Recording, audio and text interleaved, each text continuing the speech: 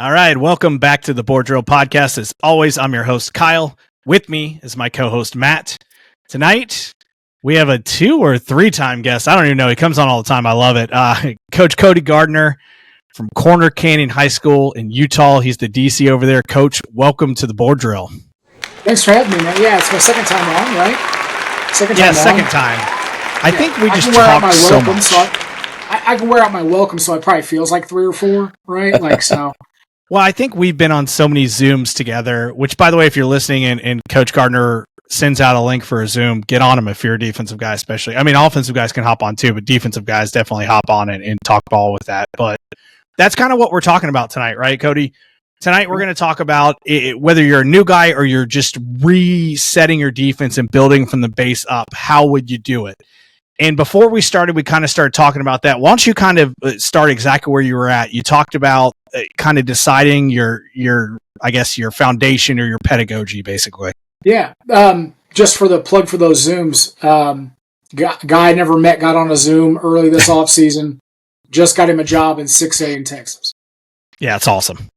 Right? Hey, do you know any young guys? And actually, this guy asked really good questions. Why don't you connect with him and see if it's a fit? It was a fit. So, we think that this networking thing is powerful and stuff, but it's always cool when you see it, right? And all it was a guy was willing to come in, and like I said, it wasn't like I was impressed with his knowledge. It was that he was asking, he knew enough to ask good questions. And then you're like, hey, this guy's, he's smart enough to ask a good question. He's got a shot. And then as I got to, 3 or 4 Zooms with this guy, I was like, oh, yeah, he's legit. He's got a real good future. So when I'm on a Zoom with somebody else, he's like, hey, do you know anybody? I'm like, yeah. Well, actually, yeah, I think I do know somebody. Never met him, couldn't pick him out of a lineup, but dude's pretty good. But defensively, I think we get too tied up in structure, right? When you look at a defense, or you're trying to figure out where to start, or you're I want to make a pivot. I think it's more important to understand what you believe in or what you want to be versus 3 down, 4 down, whatever it's going to be, 4-2-5, 3 high, 2 high, 1 high, middle field closed, middle field open. I think you're better off if you're I gravitate towards this. Yeah. Right. Now, since I started being a DC a decade ago, I haven't changed my philosophy on my position groups or how I want them to play. Right? We've been an open, close, read linebacker group. Right? Whether we're doing a 4-2-5, a 4-3, a 3-5, a 3-4. Right? My linemen have done pretty much the same indie for a decade, regardless of it. And Nate, shout out to Nate at Chief Dixon, he always gives me a ton of crap because he's like, you run more stuff than anybody I know. And I always try to explain to him, but we don't. Yeah. We have an outside shade technique. We have a head-up technique. We have an inside shade technique. The call tells them to be here, be there. But if you're an outside technique, that's what we do. Do you have an open gap inside? Do you not have an open gap inside? It's all rules-based, right? Now, part of the magic is you have to understand how to cobble it. But realistically, we've been on a bounce between different, schemes. Without having to make wholesale changes. So we can present in whatever defense we want, how we play, which is what matters, how we read, how we react, how we do that doesn't have to change, right? Obviously, as a coach, if we're in a 4-4, I'm not calling some coverages because we just can't run some of the certain coverages, right? But that's my job. Right, I am going to run coverage as we play. We can play cover 1. We can play 0. We can play cover 3. Right, that doesn't have to change. Those are all part of what we teach. But I don't have to be oh, this is an even front. No, just play your outside shade tech. Play your inside shade tech. So I think that's where, if I were young or looking to maybe get a fresh look, that's what I would do. All right, what do I believe in by position? Yeah. Right. Am I a block down, squeeze, spill guy? Do I want to play force for my ends? Right? Am I going to read guards? Am I going to do this? Right? Because I think you can sell scheme to kids, right? Especially if like you've got a bunch of good DBs and you want to sell them on 3-high and that gets more of them on the field. That's a pretty good sale. But realistically, is like we are position coaches. The best thing is, hey, we're going to run a little 4-down this week. Doesn't change anything for you. Yeah. Right? We're just going to, this is the call. We'll line them up like this. So yeah, that's why I think, that I think where maybe some people go wrong is that they look at like, oh, I want to be a 4-down team. And then they have to figure out all the other piece. Right? I think if you can, you should learn what you like or what you gravitate towards and then build the structure, if that makes any sense. No, I mean, I think that makes a big piece of it. And I kind of go back to my experience on it, right? Just kind of like you said, like the bottom line, and this is me and Matt way back in the day working together, was we knew we wanted to squeeze and spill the piss out of everything. And that's kind of where we started and then built the structure around that. Like we want to be aggressive, not let people run power and counter against us and play good football like that, right? And then everything else started to get built around it. And Matt, you remember we started out in kind of a 4-3 and then we kind of moved to a 4-2-5 and we actually took the Sam and ended up moving him to free safety at one point and moving those guys around. But it was that same base, like you said, really the way we play 4-2-5 when we make full fits ends up fitting like a 4-4, a lot of the times when you're squeezing, spilling and doing everything. So I think that makes perfect sense, right? Going back, and I may not have thought of it the way you described it, but that's how we ended up doing it because we wanted to be a team that could, squeeze and spill, fit gaps in the run of the football, right? And that's who we were. And then we built coverages and everything else around it.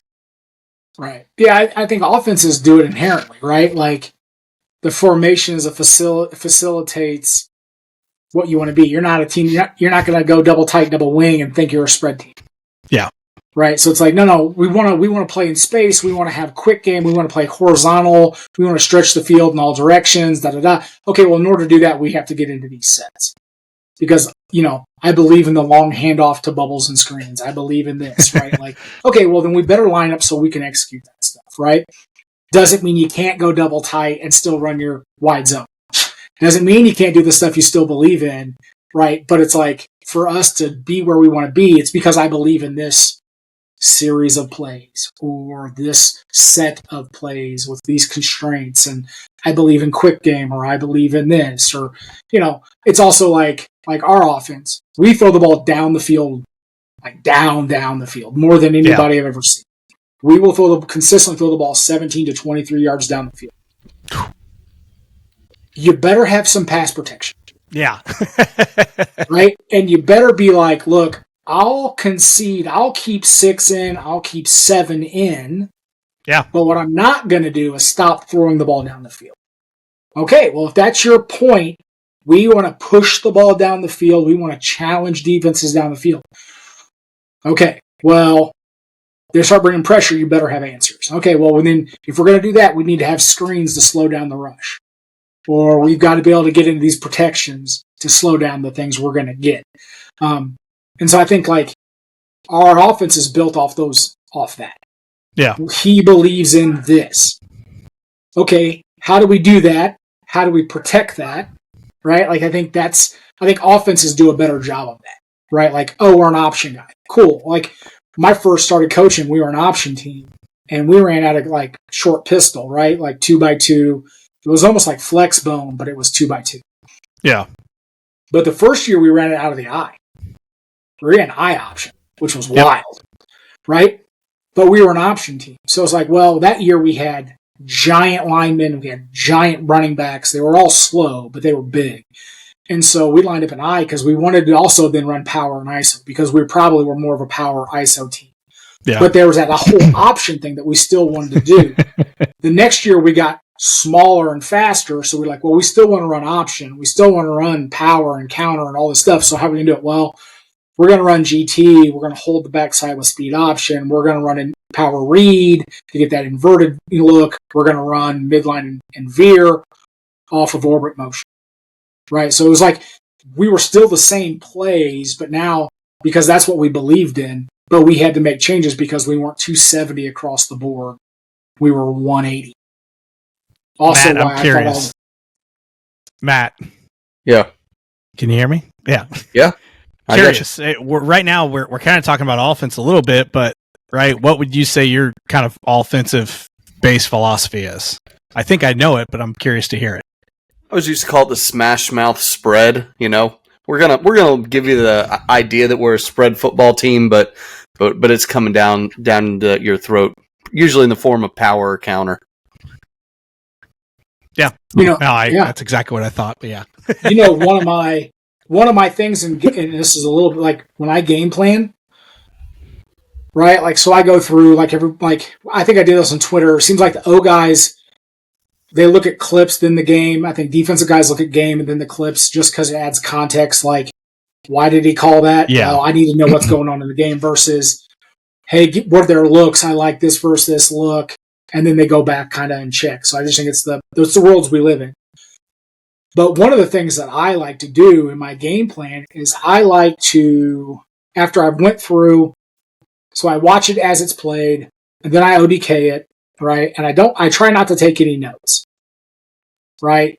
But I will. Like, something that jumps off the screen or whatever, like the second time I watched it, I heard a guy, I don't know, I wish I could quote who said it, but they said the good shit sticks. And so, like, the second time I watched it, oh God, I saw that's it, right? Like, I start remembering it, right? And then the third time through, when I start breaking it down, I'll start taking notes on different stuff or whatever. If they got weird formations, those go down early. But before I ever put together a cut up, a game plan, I like to be able to write 2, 3, 4, 5 sentences that encapsulate the offense and the play caller. Yeah. So if, like, I'm watching Matt and I'm like, if I don't say they are spread to run in the first 2 sentences, either A, they're not any good at it and that's not actually what they're doing, or I don't understand them. Yeah. And if I don't understand them, then how the hell am I going to beat him on Friday? Right? Because a team that likes to go quick game and horizontal passing game on 3rd and 4 is going to do that. But if you're spread to run, boy, I'm getting power. Yeah. Right? And so I think that's one of the things that, like, I try to help some younger guys out. And I'm like, it's like, what do they want? Why are they doing it? Who does he trust? Right? Like, one of the hardest things about these out-of-state games that we play, or like we've gotten back into an old region with some old foes, absolute murderers row in Utah, our region is, like, it's nasty. But I like to be able to look at JV tape or be around the JV, because, like, that's a more pure version of their offense. Right? Like, if they believe in digs by 1, that's going to show up all over the JV film. They believe in power. So they might do stuff at varsity because they're a little more athletic, or they've got this kid with this special skill set, or their quarterback runs a little more. But it's nice to have the context of, like, all right, what do they do at JV? Because that's probably the boiled down essence of their offense. Yeah. Right? That's because those kids aren't getting as many reps as the varsity guys. When they're getting reps, it's of the stuff that matters. And so, like, when we get these out-of-state teams that we play or whatever, it's like there's a disconnect. Like, oh, I don't know if that's who they really are, because I think that, right? Okay. So, but, like, that's the hard part, is I don't know, like, really, like, what's he trust as a play caller? Yeah. Like, you team scouts my defense, they'll be like, well, they're going to spill the ball. Now, we do until we don't, right? But, like, why? Well, that's what he believes in. Right, and it's not that it's an advantage, but it does give you context when you're making calls. Like, oh, well, we could see this. We probably will see this, because that's ultimately what he believes in, right? Doesn't mean, like I said, you won't see other stuff. But that's one of the things that, as I tried to do some summer prep, that's gotten difficult, even with, like, teams in Utah, because I don't know. I didn't play their JV. I didn't see their JV. I don't know who they've got coming, right? Like, that kind of thing. Or, like, I've got a week 1 nightmare, first year, it'll be a first year OC, first year play caller. So that's always fun. All right. But no, I think that's that's why I think, like, if I were a young guy or a guy looking to make a change, I wouldn't necessarily change those things. right? Like if Matt was like, hey, we're going to be this, but I bet he still runs power. Yeah. Right? Like hey, we're going to install the eye. Cool. I bet the first play he puts in is power. Funny you say that, 100%. Coach, because we definitely ran power eye. Like, that was my go-to short yardage formation, and we were going to run power right at you out of the power eye. You know, shift it up, make it look different, put different window dressing on it, and, you know, do your bread and butter. Yep. Yeah, I mean, we I think our efficiency out of the eye the last couple of years has been really tremendous because I just don't think many people are as comfortable lining up against it. Pro eye and just run at people. And then we got in a bunch of double tight last year. Again, it makes you know, we love to have a lot of tools, right, to answer the questions. But I think when you get into some sets like that, like, because like, well, we see every team we see is a sprint. Yeah. Right. And I think at the bigger school level in the bigger states, that's pretty common. But then you have to stop and like, hey, they run eye or they run double tight or they do this. And it's like, well, am I going to invest in 5 solutions for something I might see 7 snaps of, 8 snaps of? Or can we just be real vanilla, line up, get lined up right, play sound? You know, but I think eye is one of those things that like, if you had a guy on here that was like my dad's age, you know, type thing, or maybe not even that old, but like they draw, like I was going to say, you can date, it's like rings on a tree. You can figure out how old a DC is by what he draws. What's the base formation? Does he draw 10, 11? Does he draw eye? Right? Like, yeah, you can absolutely date somebody by what they draw up as their base alignment. Right. Well, that's, I mean, the old school, not even really old school, but even semi-recent Saban stuff, it gets drawn to 21 personnel first. I draw it to 11 personnel. And then the young guys draw it to 10. Yeah. So we've had at least in this area, in Matt, even when I coached with you, we've always had a lot of 11 and 12 personnel. You know, it just seems like kind of north to central Florida is a place where there's going to be tight ends. And we're going to see those guys in the core, and people, especially the best teams like you're talking about, the teams that go to state or go to the third round of playoffs, they play with tight ends around here. Yeah. And so that was one where that was always my thing, was like, we got to have a solution for 11 and 12 personnel. And that's where we all start. So by nature of just this conversation, we were always an even front team because it was the easiest, quickest adjustment, right? Hey, even front, we get a tight end, no big deal, right? Yeah. When it's odd, you got to start kind of tinkering a little bit. Yeah, so. and like mine was, so I was in small school in Illinois, and so it was either true 10 spread or it was 21. Right? Yeah. So like if I drew 10 first, the next thing I would draw would be pro 2-back, right? Like, so I would skip over 11, right? Even now, I probably draw 11 Y off. Yeah. Way more often than the true 11. I probably should draw Y off way more often now that I think about it. Yeah, I just think that's where it's going a little bit. You know, but yeah, like, so when I draw stuff, I'm like, that's the set I do first is 2x2, and then the next thing I throw, and I tend to throw pistol, even though we don't see that much pistol. It's just like, I hate so my offensive coach I work for, I was in the pistol for like 5 or 6 years, so I was like the pistol, just from the standpoint of like, you could attack both sides. Pass pro suffered, but like you could attack both sides pretty well. And he's like, no, I want him offset. And we went around and around about it, and he was like, look, I can set the front by my back. He's like, so many 4 downs. If I put the back here, I know I'm getting the 3 there. If I put him in pistol, who knows? Yeah, sure. And so, You know what I'm saying? So that was one of those things where I was like, oh. Well, then I was like, I don't like that. Right? I don't like that. Like, I don't want you to be able to set my front for me. And so I kind of like, you know, when I was a 4-down guy, we had like a rip Liz call, strength call, and then we had a flips call. So I would say flip it. So like if they called rip to the back or whatever, they would actually go Liz, and we would call strength away from the back in like a 2x2 set, just to give them a different look. Yeah. Right? Just was like, no, you're not going to consistently get the 3 away or to the back. I'm not going to let you have it. And so like even when I draw stuff up, I draw it to pistol, just because like and then I'll check it. I spot check stuff, right? But like even now, the back has nothing to do with our strength call. So like, just because I don't want to ever set up by the back. So even in 2x2, the back doesn't have anything to do with the strength call? Field boundary? Whatever. You're just not going to tell me. All right. It can. It definitely can, right? I don't really care. I'm not playing against you, coach. It's okay. Yeah. You don't have to tell me. 2x2, things being right, we always were going to call our strength to the pass strength. Yeah. Always, right? No, I get that. Right? Yeah. So, game plan wise, I'll get my backers that week. Hey, we're field boundary. We're to the back. We're this. Hey, I always want to be to the guy's left. Yeah. Right? Because whenever time he sees pressure off his right, he gets the tight cheeks. So we're going to roll coverage that way. That way I can bluff with a guy and get him to get his eyes off. Right?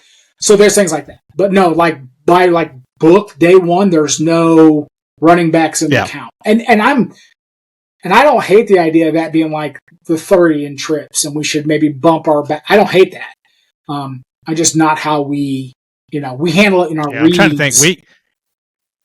We were always an under to trips because when the mic was pushed out, he had an easier B gap fold. He couldn't fold to A gap and play the outside, right? Because if we got zone stick, he's kind of in between. So trying to think of all the different things that we did, and the will was easier. We always have a 1-5 that way. It doesn't necessarily under because we might run 2 1s, 2 5s, which we do that way too, right? At that point, and then we will. But we have that. I've talked about it before, but we do that. We have a deuce call that 2 gaps that end, so the mic's actually your C gap player.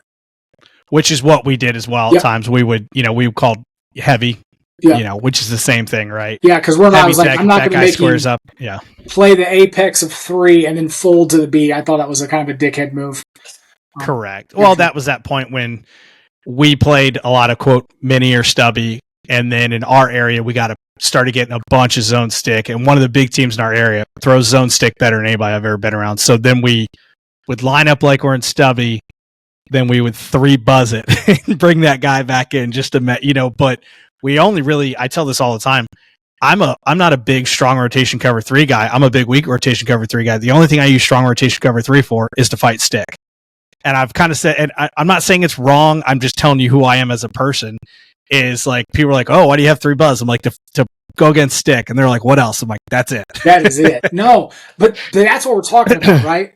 So like for you, whether you're a 3-4, 4-3, you're like, oh God, we gotta have. I believe in this because that's my preferred way to stop that, right? Yeah. And so like you might look different, 3-4, 3-3, whatever, but you're like, I bet that coverage goes in because you're like, they start hurting us on stick. I want to be able to go 3 buzz. Well, correct, right? Because we were predominantly a 4-down team, but coach, we ran tight front like everyone else. If you're going to play 10 personnel the whole game, we're going to play piss ton of tight front because, that's what it is. That's how we combat your run game. And so it didn't matter. Our kids knew how to play 4-down, 3 buzz or 4-down palms and stubby or 3-down palms, stubby and 3 buzz and all that. They just knew the interchange and understood who they were. But we didn't even, from our 3-down tight to our 4-down, we didn't even change the names of anyone, right? It was our 4-2-5 nickel personnel. That Jack was the guy that moved around, right? Yeah. And so it was like anything else. That Jack just had to be the guy that remembered everything. Everyone else just played the way they always did. Nothing else really changed. Yep, 100%. I messed around with it in 20. In 20, we just looked at the team. We had a guy that's a Stanford guy, a Princeton guy, the Utah State guy, all in the D line, plus another really good high school kid. And I was like, well, then I'd be silly to be in a 3-down if I have those guys. Correct, yeah. So, like, we're going to do this. But, like, the one guy was really athletic, and I was like, well, I wonder if I can get into some, mid-front jack guy, move him around, traditional 4-front, then go 4-down, odd space, right, just to give people fits. And I think we walked the tightrope there with how much we did. But, again, you're inside shade, you're an outside shade. Like, the teaching didn't change a whole lot, except for that guy. And we actually, at Park City, we had what we called an opportunity session at the end of practice, where we'd have another 5 or 10 minute indie time. So, like, if your young guys got jammed up and didn't get a bunch of reps, you could grab the young guys, cut the older guys, right? But like once a week, I would just have the jack come with me. And then we would have 5 minutes together to fix all the stuff up that was specific to what he was doing. So it was just 5 minutes one-on-one. It was also another way when I'm pretty demonstrative. I get pretty pissed off at practice, games, drive-throughs. No. Right. Yeah. And so I did some drywall work in the garage a couple of weekends ago, and I got that new Weber kettle. The leg, the little spring-loaded leg thing kept falling down, and the drywall suffered. But you lose it on a kid, right, at practice, and it was a way for us to go talk what happened after practice. And then, because then we go to film the next day, I'm like, hey, Johnny, we talked about this already. We're good to go, but this is that clip. This is why, da-da-da. Yeah. So I didn't have to send his ass home for 20 hours, 22 hours with his tail between his legs. Right? I could fix the issue, talk about it, show it, and then go out there and rep it the right way. And so... Yeah, and I'm a big believer in that now. Is like, it's okay to rip a kid, but then pull him aside and tell him why you ripped him. Don't let that kid stew on it all night because...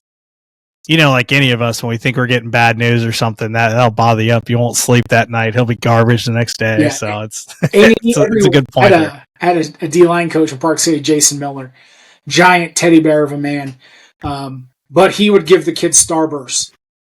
He had like a pocket full of candy. Park City was cold from September on, so the whole season you're in a coat.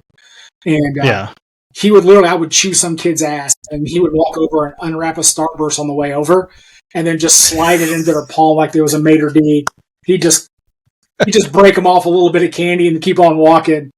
And so I always was like, I knew what he's doing, but I appreciated it that he was like, "You're gonna be okay. There's a piece of candy. Like, he's an ass. He loves you." Like, so I loved it. I thought it was great. You need that. We're clipping that one for sure. That's going to be a great TikTok clip there. So good. And you need that, right? Like you need that guy on your staff. Like not every kid's going to get along with every guy on your staff, right? Like we all gravitate towards certain things. We all need certain things from coaches, right? And so when you have that diversity on a staff, as far as like temperaments and styles and communication and right, like you can't have 5 Jason Millers handing out candy all the time. Right? But you also don't need more than one of me. Yeah. You don't. Right? And so, but that's who I am. I'm intense about it. Right? Like, that's who Jason is. Right? So, like, be who you are, whatever that may be.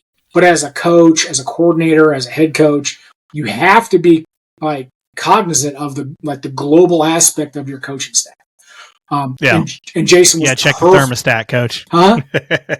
You got to check the thermostat from time to time. Yeah, and so like Jason was perfect, right? Like we had another guy who was a youth pastor. We had him for a couple of years, and when he stopped coaching, I was heartbroken because he was awesome, level. He also made me like watch my mouth a little bit because I felt bad in front of him. Like, so it was a good thing, right? Like we need those balances. Even like I've got a new safety coach this year. I've known him forever. I've tried to hire him 17, 18, 19. 21, 22. I've tried to hire him like 6 times, right? And every time I hire him, he gets a promotion. So he's a DB's coach at an awful program. I go to hire him. They give him the DC job, right? All right, cool. He goes, hey, come on, man. We're going to make a state title run. Come up, coach my safeties. I need you up here. You guys are still dog water. Let's do this. And he's like, okay. Well, actually, I just got the DC job up here. Okay, that's a better program. I get it. Right? Then I come to corner. I'm like, all right, enough's enough. Let's go. And he's like, well, they just made me associate head coach and put me in charge of the weight room. I really want to do it. I'm like, okay. So then they all get fired. And then he's like, I'm coming. Okay, great. Awesome. And then he's like, well, I just got a head job. So then 2 years head job, right? But he's an intense dude, right? I've been around him. He's intense. Down here, he's not intense. Yeah. Because he doesn't have to be. Right? He's like, oh, Cody has that. So even from him, like he's still himself and he's still like the way he coaches. But he's like, I don't have to lose my cool because you'll do it. And like he's the guy now that's like, he even told the kids, which I thought was really, really astute, was he's like, look, I'll protect you from him. As long as there's a reason for me to protect you. right? Like, Yeah. if you do what I tell you and you guys are getting an ass chewing, I will step in front of it and take it. But you have to give me enough like execution and knowledge and stability where I can actually go to him and be like, knock it off. And so, and we've already tested that theory. And so he did once tell me I was out of line, and then another time he just walked away. So, it's a huge piece, right? And so, I think that like that's, I don't know, as I think that's one of the hardest things that head coaches have to do. A, find good people. B, can you find the right temperaments to match your kids and your situation? Well, yeah, because those people have to fit together, and just collecting every great coach in the area doesn't mean your staff's going to be great. No, and that's always an interesting thing that not everybody understands. Like the staff's got to blend right, they got to be amenable to each other and everything else. But I did want to get back to something else you were saying when we talked about what was this coverage, and hey, we're talking about strong and weak rotation cover 3 and all these things. I think another big piece about your foundation is how you teach it. And I go back to defensively, we always talk about this a lot, is teaching tool sets, right? Like my corner in Ripple just plays mod cover 4, right? It's the same thing, except we teach them how to press bail out of it. And so it goes back to if our theory and our foundation is, hey, we're going to play, great quarters, now look, I can teach mod 4, I can teach palms. And now how many coverages can I run out of those couple things? And really, once I teach palms and they understand how to interchange, I can run cover 2, right? I can run cover 4, I can run cover 2. I can run Rip Liz because it's mod 4, basically, when you think about it. So I think that's a big piece to it, too, is when you found that foundation, it's how many different ways can I teach this foundation in different aspects of it, right? And Matt, I know you do this offensively as well, so. Yeah, no, I think, like, again, what do you believe in? Are you a middle field open guy? You're a middle field closed guy. Yeah. Are you a cover 3, cover 1? Is that where you live? Right? You have maybe more nickel personnel out there. Are you a 2 high guy? Right? Like, one of the hardest things I ever did was I'm a 2 high guy. Right? Like, I am a 2 high guy. But we had a ton of success in middle field closed 3-5. Right? Yeah. And so, like, we could execute it, we can coach it. That's what we needed to do. But coverage-wise, man, we were cover 3, couldn't call it quarter, half, but it was cover 3, right? We only had 3 DBs. You're only doing so much. But we still spilled, we squeezed, we read the same way, all that kind of stuff. Our first adjustment, second safety on, right? And now we can play some quarters and do some other stuff. But I felt like, even from that standpoint, learning, right? So we go 22-4, 2 years being a middle field closed team, and I switched. And like when I came here, same thing, I switched. They were a 4-2 team and had won. Let me make sure I get this right. They had won. So our head coach is 108. 100 wins, 8 losses at Quinn. I've been part of 5 of them. 5 of the losses. Right. Jeez. Now, granted, Gorman. So you're the bad luck. We got exactly. Gorman got us twice. Like, it's okay. The other ones have all been within a score, but whatever. So anyway, they've had the amount of success they've had running a 4-2-5 was unbelievable. Yeah. And I kind of think I like the 4-2-5, and I like 2 high defense, and they played a bunch of quarters. So I walk in, and they've done everything they do I like a lot. Yeah. And I'm like, we're not doing it. Right? Because there were things in that 3-5, the odd fits that I loved, but it was because our first changeup was to be a 3-4 team. Right? Yeah. And so it was a ton of same as, but I actually was easier if I taught the 3-4 and then I walked another backer down to get into a 3-5. Yeah. The way we'd run our 3-5, that middle stack had no job. He had no run fit. He had no pass drop unless the ball went outside the pocket on run or pass. And then he was essentially the alley fit. He would just go be the pull-up player. So for us to go from like this year, we went from our 3-4 to a 3-5, changed to nothing. We fit it exactly the same way. so from my standpoint was, okay, I don't have to lose my 2 high. I don't have to lose the 3 down stuff. I don't have to lose anything. That's why we're a 3-4 team, because it's the everything that I like together. Yeah. Right? And then, or an easier teaching thing. Right? Like, hey, we're teaching maybe the most complex version. And then, hey, we're going to get into a 3-5. All right, we'll do this. Okay, well, we're a 4-2-5 team. So we're a little bit more limited coverage on the backside, but realistically, it's not. Right? We still have all our front side calls, our backside calls. We're good to go. Right? Oh, now we're going to be a 4-4 team. Okay, well, yeah, now we're pretty much playing cover 3, cover 1, but we play those already. I just have to know what to call. And even from that standpoint, when I was at Park City, we played 3 high with 3 DBs. We would take our overhangs and play them like hard corners. Mm. And then we'd back the corners up like they were safety, and our safety played middle of the field. Right? Yeah, no. And so... Coach, sorry, go ahead, keep going. I'll say, so like when this last couple years ago, we got into a 4-4 because of injuries. They're like, well, what happens if they come out in this? I'm like, just check Cyclone. And they looked at me crazy, and I was like, how do we line up in Cyclone? They're like, well, we have this, but the corners there. I'm okay, well, do we have the corners? They're like, yeah. I'm like, do we have the safeties? They're like, no. All right, corners, you be safeties, backers, go to do this. But realistically, what Cyclone is a short call of like 10 things. It's our tight front, right? We are bossing both of our stack backers, like when we had them, right, in the stack. We have what we call a hard call, which moves our outside backers to a hard corner position. Yeah. And then we're essentially just running, either we're running true cover 2 or we're running 2 read. Right? And so if it was Cyclone, it was hard cover 2. If it was City, it was read. And so I call out one word, which was all those checks. We still have all those checks in our 3-4. And so the guys were like, oh, that's all it is? Like, that's all it is. So we even get in our 4-4, and we still got into a 3 high out of it if they went, because this team would go empty. And so if we got caught in our 4-4 personnel, I wanted to have an empty. I didn't want to burn a time. But that was probably my game plan move, was probably they come out empty, I'll just burn a time. Which I know. I think it makes it's funny to listen to you talk about building it out of an odd front, and I know the way I build it out of even front. And even though structurally they couldn't be more different, like our mindset is the same, because now I've been big on watching Jim Knowles and how they run the 3 high out of the 4 down. And I could never, to be honest, I'll be 100% honest, the 3 high out of 3 down, I could never quite make the run fits work in my head. I know that they work. I've seen it happen, but I just struggle with it. Then I watch Knowles do it at a 4 down, and I'm like, that's it.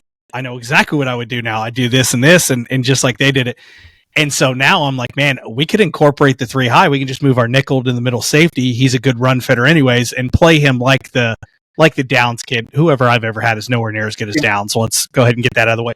But I've had a kid that's a similar athletic kid that can come down, make fits, can run Tampa 2 and run with 3 vertical and things like that.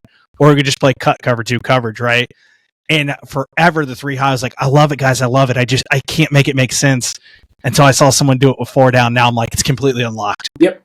Well, and by the way, it's not really that much different. It was just for some reason I saw it out of a different structure and studied it, and I went, that makes sense. Yeah. we do it out of our base personnel with the mic. So our overhang's used to play an overhang. He's used to overhang. Our Will, when we pull the string and trips, plays a double O. And my Mike's usually, he's the Tampa dropper. He's a better coverage guy than my other one. So we would actually move our Mike to middle field. Right? Yeah. And so, and I stole it. We call it Cyclone, but I didn't get it from Iowa State. I got it from TCU. Yeah. Right. So like my where I studied and came along was Patterson. I studied everything Patterson. So like even like the Saban stuff, I've just never really went down that path. I can convert Sabanese, right? But like what I cut my teeth on was Patterson, right? So like how Patterson would match essentially that middle guy would own all 3, whether he's in the backfield or in trips or whatever. Essentially that's how we played it. But even now, like, so like, we're talking about run fits, my Mike's run fit, whether he's standing at 12 or 8 or in the box, he understands where to fit. Like, just be the Mike backer. And we don't do it a ton. And that was, but now I would, like, obviously I'm not coaching right now, but when I go back, that will be a package now, right? We'll find a way to be able to do that because I like what it does, and I like how Ohio State basically, even front kind of plays like odd, right? They black out all the A and B gaps by playing super heavy on those techniques, force it to bounce to the overhangs, which are turning it back to Caleb, Downs running downhill. Yep. And so, which normally my nickel is my best player. We put him at the middle safety now, let him run to the football, make tackles, right? Because that guy's usually a good tackler for us. But it's just amazing how now, right, that fit. I love 3 high, but it never fit into my system, right? What we just talked about. Yep. Now it does. Yeah. We run that heavy technique with the 4 down where we take out A and B gaps. And I wrote an article on it. We call it the hex front, where we talked about moving to it and stuff. Yeah. And now we can do that stuff. But before, it didn't work in our defense because, right, we would have had to completely teach something different than is 90% of our defense, which, we never want it. We can do that maybe once or twice, but we can't do it 10 different times, right? We have to do what we do, and maybe here and there we can change. But for the most part, we need something that fits into that system. Yeah, we call that the funky stuff. Like, we're doing something a little funky this week, right? Yeah. What's crazy, though, is funky has a... If it turns into, it, like we have a call, it's funky, it's a game plan thing. But then all of a sudden, that's how things become tags. Is that we keep using that funky thing a bunch. Right? So it goes from that's the life. It goes from funky, a little weird thing, to now it's a kind of, we're calling it more than we, it's like showing up in other people's game plans. And then the next step is it's base. It's a part of the base install, right? It's just weird how so we'll have stuff and it'll be named something weird. Because it was so when we were a 4-2-5 team, we played this team Stansbury, 2x2 pistol, and quarterback. The way they've done it in space, that we would get into essentially a 4-3 with 270 backers, a 00 backer. We'd play mod, right, and that we'd leverage on the pulls, but it killed them. So it was, and because they're the Stansbury Stallions, we named it Pony as an insult, right? But hey, so 2 weeks or 3 weeks later, we're playing somebody, and I just yell out, "Pony, pony, pony," and they line up in it. Well, we do it 3 or 4 times that year. Guess what? Next year, we're hey, let's get our pony check installed, right? Yeah. I have a Willie check. It's whenever we're a 4-2-5 team, but I don't want my Sam to travel FIB into the boundary because I had this stud, and people would do anything they could to get him into the boundary. So we would just check Willie, Willie, Willie, and he'd stay to the field no matter what. Right? No, I think that's a perfect way to do it, Coach. Right? It's the funky stuff that becomes a tag that becomes your base, right? Yeah. Or man, a we're base just running install. this all the time. We've got one off of mod that we did. I think I talked about it because last time we did I did a follow up with people after our linebacker one that we did previously. People had a ton of questions. They wanted more examples. So I did a follow-up Zoom on our own. And I talked about this one. And it was essentially one team did one thing that we couldn't really account for it the way I wanted to in our base. Again, like I said, without changing a bunch of stuff. So we just created this tag. And then that tag, we probably play the tag more than we don't play the tag. If we're playing this to this set, it's almost an automatic for us to run that tag because it just fits the play. I'll tell you, the play against IMG to win it was the tag. Yeah. Right. So it was the tag. It was executed perfect. It's just one of those things. So is that tag now a base this year, Coach? No, I'm saying it's in the book, right? When we talk about our coverage, right? So let's say we're playing mod. It's off mod, right? So we're playing mod. We have what we call buck. We have a buck tag, right? So we call our coverages independent pass away. Again, Patterson, read side away side, right? Yeah. So we have every coverage in our system has 2 names. It has a read side call and an away side call, right? Well, this one away side call has a tag on top of it that augments the rule to a degree. We run the tag version way more than we run the non-tag version. Gotcha. Yeah. If that makes sense.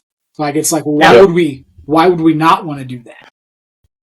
And so when that was what it was, we tagged that. They went motion, and then essentially my safety, who looks like he's in man, adds to the run fit. He ran through the D gap and tackled the quarterback on option. There's no reason the backside safety makes the tackle and the front side D gap. We have the same concept on the offensive side of the ball, Coach. I mean, most of the time when I ran inside zone, it was really split zone. We were tagging that, H-back to come across and kick the end, and we're going to tag that split zone. We're going to run that more than just traditional zone read. So I think you see that on both sides of the ball with those tags. That you become so comfortable with that, it just becomes part of who you are. Yeah, it'd be like a log call. It'd be like hey, this team's a spill team, right? Like, look, if we're going to run A-gap power, but they're so aggressive, there's no way in hell we're going to hit power in the A. We're just going to call the log, pre-snap, just log their ass. That way, at least the running back, he's not even looking to stick it down inside. He knows it's going on, right? Well, if you played 8 teams that are aggressive on their squeeze and spill, you were like, well, shit, we should just tag the A-gap, right? Like, because it's always log, right? Or whatever the case may be. Yep. Yeah, it's exactly it. You're like, well, shit, why is this a tag? I did that at Park City on our 3-5.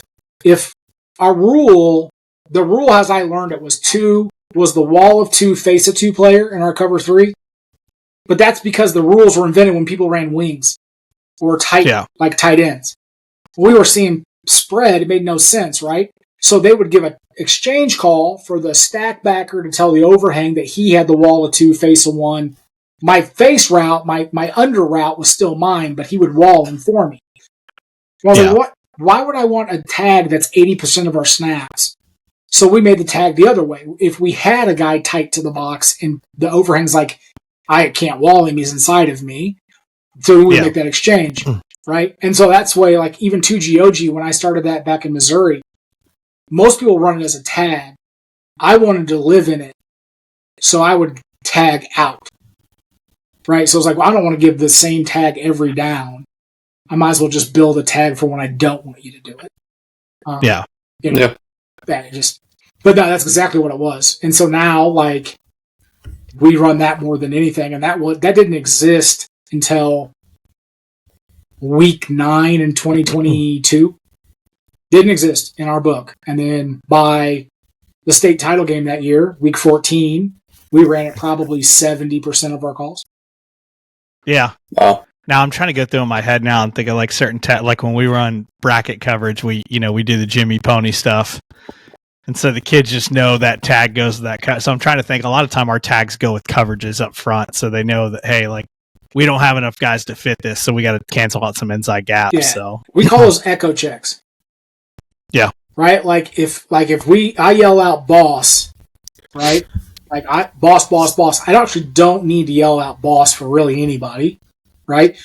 But like there's an echo tag off of it. So it's boss, deuce. Like, hey, I'm doing this, right? You individual person have to make me right. Right, so we have a lot of that in our stuff where, like, stuff that I'd say probably a third of our playbook is shit I never call. Like, we had stuff that didn't have a signal. Right? Like, our Cloud 3 didn't have a signal for almost a whole year. Wow. Because I would never call it. Like, so, like, it would be a game plan thing or check to motion. So I never really called it. Yeah. And the kids are like, what's the signal? And I was like, we don't have one? And they're like, what's it going to be? I'm like, pick it. I don't care, pick it. As long as I won't get in trouble doing it on the sideline. I'll do it, yeah. Right? Like, because I have one that's pretty crazy. And like a couple years ago, I did get busted doing it. Every one of our games is streamed, right? And I kid you not, the shot was from like here down, right? On the live stream. And I give the signal, which is not flattering, not a good thing to be doing on live stream. They call a timeout. They come out. I yell the thing again, right? And then we jump off sides. It was like a 4th and 1. And so I'm watching the game. I'm watching after the game. I'm watching the stream, and I'm like, oh god.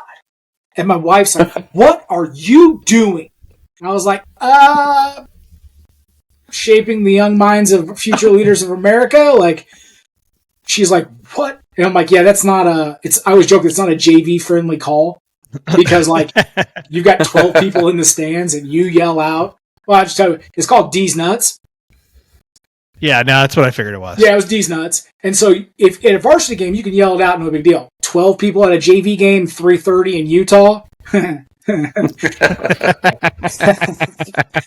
like everyone knows it. So I had a great kid that was coaching with us. He's went on to analyst job at the FBS level. But we had a situation in JV game and like it came up and I instantly like looked down the sideline. I'm like, call it. And he's like, I'm like, you better say it. They didn't hear you. The hell they didn't hear him. They were just as excited to hear it as I was. Oh, I'm sure. And so that's what I said. Like, as long as it's not that, like, that's just like, but that call's been that call since like 2008 for me. Yeah. I inherited that call. It's also 100% on the call getting in. They've never missed it. Yeah. Right. So it's like, as much as it's stupid, they don't miss that call. But yeah, so we've got one right now we're working on, and the suggestions I've gotten are not good. Right? Like a lot of like, let's say, no, coach, it's a pepper mill. You like to cook. I'm like, that is not a pepper mill. No, we're not doing that. We're not doing it. I'm not doing it. Right? Like that kind of stuff, right? So they're trying, and I appreciate it. It's fun, right? Like, God forbid we had fun. Pepper mill. Yeah, figure it out. Right? You love to cook. Oh, like, no, I did the minute you said peppermill. I got it. Hey, like, you love to cook. I'm like, yeah, I know. I know, but we're not doing that one. Like, so, you know. Coach, we've watched Cover 2 on barbecue, all right? We've seen it. All 4 episodes. It was like we used to have the Vegas call. It was reverse, where it was like you're rolling the dice, right? Yeah, we have we have a couple that are the angles matter. Yeah. So I have a shake call, right? Like I have a shake call, right? So like a shaker bottle, right? But like, so we make sure that the hand and the angle are appropriate, right? Like we definitely make sure to not be confused with something else. But that's right where they go to, right? Like, and they're elaborate, right? Like it's always the craziest kids come to the signal. I'm like, I'm not doing that on the sideline. Right. And, so like we got out of the peppermill one because, we have a stack call and it's just stack. Yeah. But it could be very similar to that peppermill signal, that they wanted me to use. And that's something that I've gotten better about. A couple years ago, we have a tide call, right? And then we have a tight call. And so that was a problem. So tight had to go to mint. Right, like we had to change it because it just didn't. It wasn't going to work. We may have messed up. Now, I don't think it hurt us, but like the kids came off the field pissed because the D linemen. If I make them play in 4 eyes, they get mad, and so they found out they didn't have to play in 4 eyes, and so they were a little fired up because I they're upset. Third and 12, and I've got them in 4 eyes. They were pretty pissed. So, yeah, I'm trying to think of one. I had one that was Fox, and I would just like wave my hand behind like it's a fox's tail is how we came up with it. And then I realized my wife looked at me one time. She goes, looks like you're waving a fart every time you make that call. I'm like, nice. I'd be fine with that. Nice. I'd be fine with that. I think. Everyone knew what it was. And it's hell, I think even the opponents knew what we were doing, but it was like, it got to the point where, you just slowly walk by and just kind of real quick do it. And then she's like, that's when it really looks like it. Like you do it real quick. She's like, if you kind of wave it, it's okay. Yeah. But, well, that's, I'm loud. I yell the calls in, right? I signal and yell. So do I. So I lose my voice after the first quarter. Then I'm screaming at other people to yell it out. I was gifted these pipes. They don't crack. Our head coach does. Our head coach will lose his voice, but, and he's had to be better about signals. But what the funny is like people are like, well, how are you afraid people are going to pick off your, you hear it or pick you off? And I'm like, my whole staff will do the signals behind me. I've got 12 dumbasses signaling what I'm signaling. I'm like, if I were worried about it, like the first thing I do is, hey guys, don't do that behind me, so that at least they have to find me. Not like I'm hard to find on the sideline, but like maybe don't have 10 guys going through the call 7 times so they could figure it out. But realistically, I just don't know that teams can, at the high school level, get the call, decipher the call, check it, get it back in. Yeah, and I think the other piece, like I got to hang out with Coach Avery, who's been on here, and he was like a hypo disciple, super fast. So I got so used to signaling so fast. I'm pretty sure by the time they looked at me to get the signal, I already had it in for defense. We had already called it before they even broke the huddle. So we're just like standing there like, call the play, bud. Yeah, and I'm like, and I get it in late. I don't know about you guys, but I get it in late. Yeah, I'm the opposite. I get it in early because our kids know what all the checks are. So we get it in early. Our kids know the checks, and now I will check late, but for the most part, we get it in pretty early. Yeah, like you're more like Venables, aren't you? Yeah, I'll just get a call in that's bullshit. I'll just be like, hey, we're gonna go like heads, whatever, and like and then I'll change the whole damn thing by the time they break the huddle, right? But like sometimes, if our kids, it's more about a perception thing. We've given up some yards. They've got a couple first downs. We're feeling a little anxious. That's when I'll get the call in early to like calm down, right? Like, hey, Jeff, we're going to open, relax, like we're good, right? Even though that may not be what I want to call, I just to calm them down. Hey, look, easy. We're going to go here and we're playing man. Just relax, and then we'll make the change or check it or whatever. But yeah, I tend to. You've broke the huddle. I tend to be super, super late. Just because also, like, I don't know, I just think there's a reason why offenses run check with me. No, I agree. We built it in. Like, I got burned on that one year. We built it in where our kids know once they go to check with me, you check it. So if we call Texas, which is pressure to the tight end, and they do check with me, you check it to Oklahoma, which is pressure to the open side. That's all we do. Yeah, and the minute we started doing that, offenses hated it. They were like, pressure's coming here now. And our kids knew, hey, hold the Texas look and then back out of it. Let's go Oklahoma. So that's where I just got to the point where, and I think that was like an ownership thing. And again, I'm not saying I'm right and everyone else is wrong, but our kids had such ownership over it. I was like, look, I make the call. You guys better learn the checks because you're calling it. I can't do anything. Yeah. Yeah, and I thought our kids reacted to that really, really well. We did it one year where we lined up our DBs all at 8 yards, regardless of coverage, because the coach would come out, he'd look at the coverage and try to figure out what he ran. So we would just stand at 8. The old picket fence. We just all stood at 8, and he'd look at me and he'd tell he wanted to check. Right, like I'm not even sure he had a call in.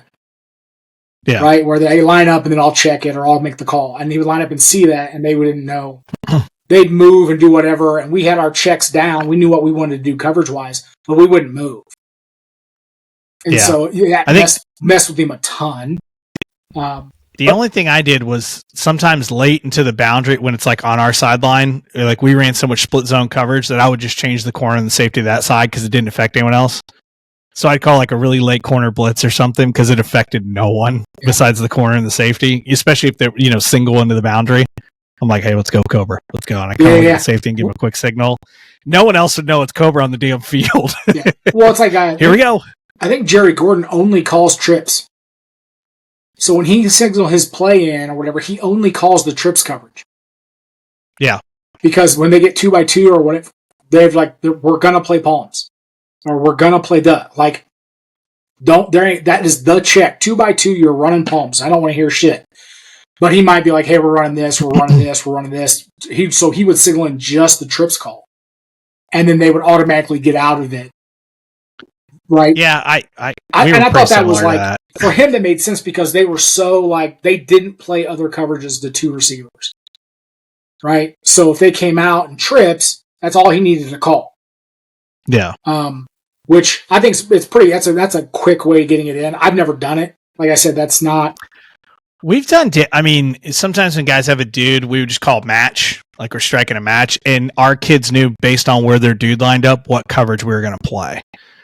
So, right, like, hey, our normal trips check is stubby, but if he's, if he is at the number 3 spot, we're going to check to this or that, or if he's backside, we play cut cover 2, or we play, 5, which is 2-man under for us, we're not going to call Sky and play that dude man-to-man backside because we can't do it. So, that was always a really good one for us. We called match, and our kids checked it, and they know what to do. Hey, if he's here, it's this. If he's here, it's this. If he's there, it's that, Yeah. We do a little bit of that. And that was good for people that would move them to the backfield, too. We even had something for that. We did that a little bit in, like, nickel last year, where, we would check the coverage depending on, hey, 2x2, we'll go cover 1. They come out in trips. we're going to man up number duh. And we're going to play 2 read on the other 2 guys. Or we're going to play cut or whatever on those other 2. But you're going to go strictly no help man on him type thing. Which was a fun way of doing it. Because that kid came in and our nickel guy, all he had to do was play man. Correct. Right? So like the guy that was playing the least had like the least amount of variability. Yep. And so we did that last year. This year it'll be interesting. We've had, so we bring back 6 from last year, which is crazy because like my first year, I think we were replacing 9 starters. The next year we replaced 10, and then last year we were replacing like 7, 8. And so this year we've got 6 comebacks. We're only replacing 5. But like we have different parts. So in the past we've been deep, but like the same dude. Right? Like, oh yeah, he's really good against the run. He's kind of average in pass coverage. What's his backup? Yeah, he's really good in the run. He's kind of crummy in pass coverage. Right? Like we had depth. We might play 17 or 18 kids, but there was no discernible plus minus. Right? This year, I think we have the ability to go like, how heavy do we want to be? Right? Yeah. We've got a Sam backer. We've got another Sam that's more like a heavy nickel. We can go nickel. Right? Yeah. I have a 6'3", 230-pound Polynesian linebacker I can bring in, right, at will and get even heavier because I can move that nickel Sam, that heavy nickel kid, to safety. So now I've got 2 200-pound safeties, 2 220 to 230-pound inside backers, right? Like we can get heavy as shit, right? Yeah. For what we get, they might actually be bigger than my D lineman, right? And then. Which is, it's not crazy, but we can do that this year, whereas in the years past, so like I've actually had to think about that more. Like, oh, cool. Yeah. And then like the coverage changes, right? Like the guy that's a true Sam backer who can line up in a 9 and beat the hell out of a tight end, his coverages aren't as, not that he can't play coverage, I'm just not going to have him man up 3.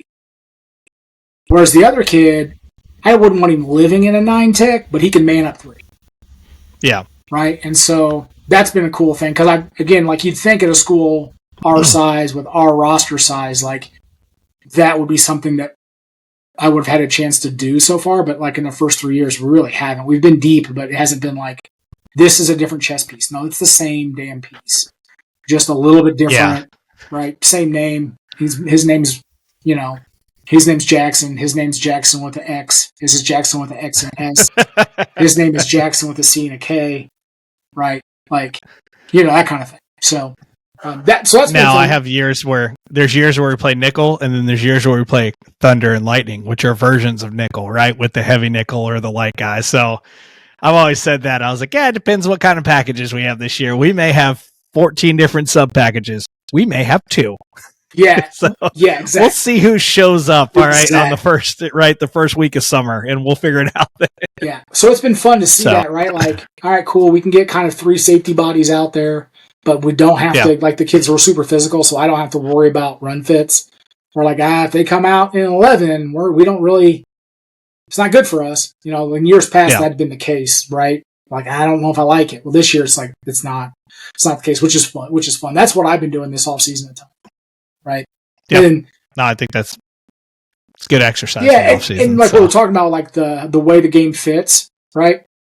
Like I've got 2 new guys on staff, right? And like they're experienced, they're knowledgeable, right? They care a lot, right? But like they don't see the game like I see the game. Yeah. So it's like a balance between like I listen to them, I probably know 30 seconds in I'm not going to do it. But like I listen to them, right? And then I'm like, okay, yeah, but it's also coming from like they've been in places where they've had to like scheme harder. Yeah. And so it's like, no, we don't have to do that. Like we can be really simple and execute at a high level. Like your dude's going to have a chance to compete, right? Like we don't have to overdo it. And so getting them to see the game like I see it, because they, like I said, like what do you believe in? Well, what they've done and what their exposure isn't exactly what I've done, right? Even, I should say we got 3 new guys. We have a kid back that played in that 4 down that was a former player. He was out at Colorado. School of the Mines. And so he wants to coach D-line. It's great. I always take another D-line coach. Got him with the guy that does our D-line now. But he's down there and he's working pass drills. Yeah. So, like, I've already set up a trap for him. We're going to go to Indies, where we go to, like, our one-on-ones with the O-line, and I'm going to literally have the first time they line up, I'm going to have the tackle down block. Yeah. The guy's going to run up field, and then I'm going to make the whole squad run until I'm sick of watching them run. Because that's not real, fellas. Like, pass rush drills are bullshit. They're bullshit. Like, yes, they are. The biggest thing, the hardest skill is not pass rush. The hardest skill is switching from run to pass. Correct. But if you only do a pass drill where there's no threat of run, then you're not actually learning the skill that you need, which is to switch. Right? That the time between the two modes, the amortization of that time, the shrinking of that time is what matters. And so trying to get a 22-year-old to understand that, right? When he's like, oh, we're going to get sacks. You won't. We're a 3 down, dude. They can go 6 pro and double team us all. Like, it's not real. Correct. Now, I will say we've been blessed. We've had good DNs. Your 4 down has 2 5s for pass rush. My 3 down has 2 5s for pass rush. 2 5s, so, I know you play right? Yeah. But in reality, 6-man pro, we're doubled up across the board. Correct. Right? And so trying to get young guys to understand, like, no, first off, like, and it's good study. Another good study is, like, why are you doing this? Yeah. Why are you coaching? Yep. Right? And, like, as stupid as some of those practices are when you're first starting, like when you're doing the fundamentals of coaching or whatever, like in Illinois, you had to take a test if you weren't a teacher. It doesn't make you ask those questions, right? Like, hey, why are you doing this? What's your motivation? What's this, right? For me, it's like, well, what's your motivation? Why do you want to help coach, right? I get you love the game. This is your alma mater. I get all that stuff. But, like, ultimately, what's your goal in this? Like, and I hope his goal is to help the kids find a level of enjoyment and love and fun in the game like he did, right? So I'm like, okay, good. If that's who you are, then get their ass working double teams. Yeah. So that I'll let them see the field. Like, right? Like, yeah, that's the motivation. All right, now what are you going to do to enable them to be on the field and for me to trust them to be out there on 3rd down? Like, we had a prime example. We had a kid last year who had 5 sacks week 1. He played 12 snaps in the next 4 weeks.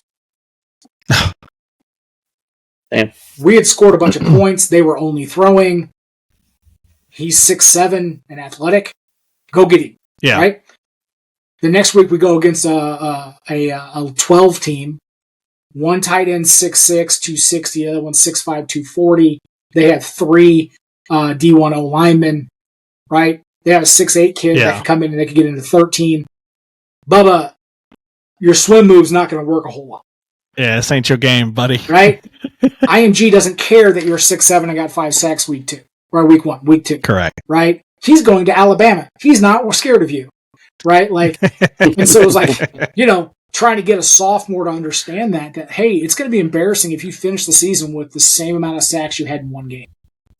Yeah. Right? Like, you've got to do the other stuff. And to his credit, he got way, way better. And then moved to tight end. Yeah. And when we got double tight, then we trotted him out there, and he did a great job. Correct. But so that was part of the reason why he didn't play as much. But yeah, just like, look, dude, go back and look. Like, if you don't block down, squeeze, and spill, you won't be on the field. If you can't earn it on 1st and 2nd down, probably not going to be out there on 3rd down to go run after somebody. Like, chop wood, carry water, baby. Yeah, and so like that's been fun, right? To be able to do that, to try to get a young guy to kind of see the game the way I see it. But again, I think that's what it is. I think you have to know who you are as a football guy. You believe in this. I love that. Right? Okay. Cool. No, I agree. Right? Like, Matt, we're gonna cut it off, but I know that you always have some closing thoughts because you're always a very pensive guy when we do podcasts. So I know that you've taken notes and made some thoughts. Took a lot of notes today. It really stuck with me talking about the different personalities you have on a coaching staff and how they kind of fit in. The good coaches, whether, you come in and yell or whatever you're doing, you learn that those other guys and how they interact with the kids and how you can fit into that staff and get the most out of the players through what you're doing. And that's so important as a coach, and especially as a head coach, to find the right guys. They don't have to be the best coaches. They got to be the right guys for your staff, and they got to fit your team and what you're trying to do with your team. Just as a defensive coordinator tries to, find the plays and players that fit in right with his scheme. So that really stuck with me, and I was sitting here taking notes on thinking back to different coaches and how they fit into former staffs I had. It's like, got to fire that Bradburn guy. Doesn't fit. Yeah, we can only have one Bradburn, right? You're not going to have multiple of those guys running around out there. Cody, I'm a lot like you, in case you're wondering. Yeah, I think there's demeanor, right? Like, I had two brothers in Park City, same height, same size, same speed. One played Mike, one played corner. One was born to play Mike, and one was born to play corner. They squatted the same. I mean, they were the same human, right? Different, but different motivation. Let's just say it like that. They just were wired up a little different, right? Like, he was clearly a Mike backer, and he was clearly a corner, right? Like, no less of good, bad, or whatever. The corner might actually have been a little bit bigger, but but that's the mentality. For sure. I love it. Well, Coach Gardner, thanks again for joining us tonight. On short notice, by the way, if you're listening to this, I really appreciate Cody. I DM'd him yesterday. I was like, hey, man, I need a dude tomorrow night. And, just being the awesome dude that he was, he was like, yeah, man, let's do it. I didn't even give him a topic till about 10 minutes before we started. So, Coach, I appreciate you being the guinea pig tonight, even though I didn't tell you anything that we were going to talk about. So thank you for coming on. Yeah, you're welcome, man. Always here to help. It's always weird when coaches don't want to coach coaches. Like, I don't know why we don't. I agree. Right, get on and share the good. Like I said, the good shit sticks. Hopefully, I said something tonight stuck. It didn't.